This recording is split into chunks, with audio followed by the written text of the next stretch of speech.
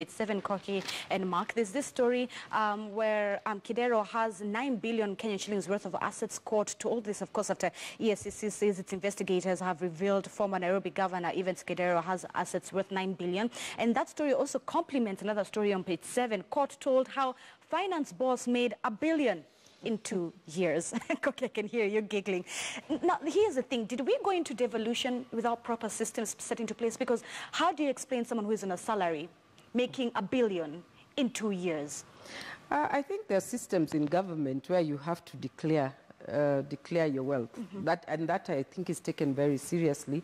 So we would like to start asking from that point, how is it that, people declare their wealth, right, and yet some people tend to get out of that loop, if it is a serious kind of intervention, to just find out how this person got his wealth. You find a situation like this, if he has his, his assets frozen or whatever it is, he might have worked for it before, and then we need to know what he attained after, so that we come up with a real justification as to why we should condemn him for doing what he has done.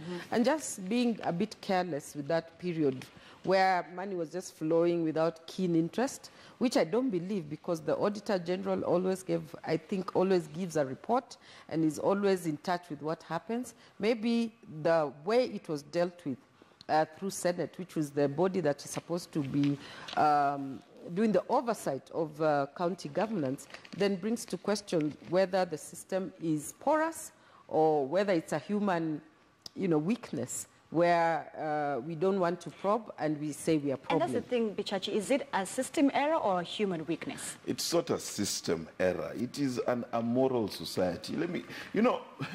Let's be very clear. This guy is sending a clerk, a driver, a security officer, his deputies, his juniors.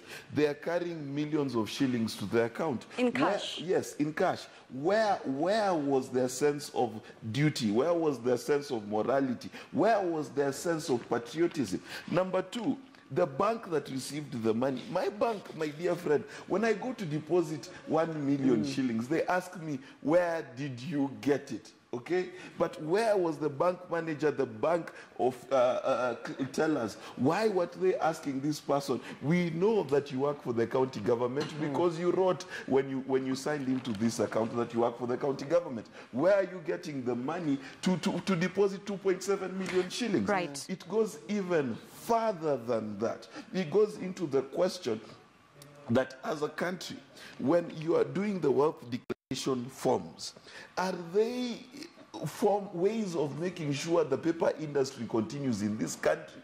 Or are we serious about writing these forms? Because the truth of the matter is, as far as my mother is concerned, and she's a civil servant, I can tell you where she got the money to buy everything. Okay? Because it is clear in my mind how she got this loan and that loan and bought everything that she had. Now, you want to tell me that someone who worked for Mumias, which failed, has 9 billion shillings worth of assets. Do you own Safaricom? Or someone who was in public office for 2 years is now worth $1 billion. And let me tell you, Zenzi, if we are very honest, before you make 9 billion shillings, what business you do will be very clear, because it will be very successful. You understand? You need to understand that if anyone is going to make 9 billion shillings in a country such as ours, you own Safaricom, you own EABL, you own Barclays Bank. There's something to show for. Yes. All right.